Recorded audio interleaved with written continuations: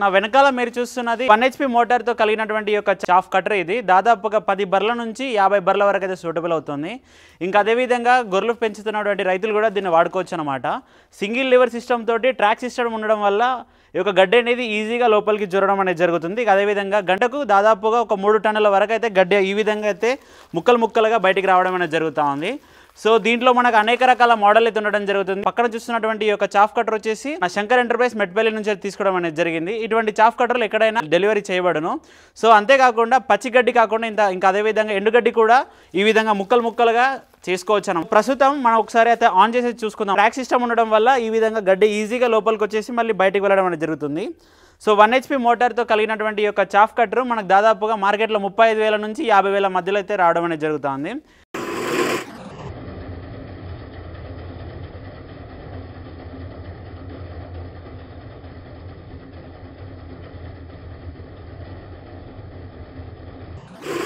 ప్రస్తుతం మనం ఉన్నది నిజామాబాద్ జిల్లా కేంద్రంలోని డొంకేశ్వర్ మండలం దత్తాపూర్ గ్రామం ఇది. ధన్యవాదాలు.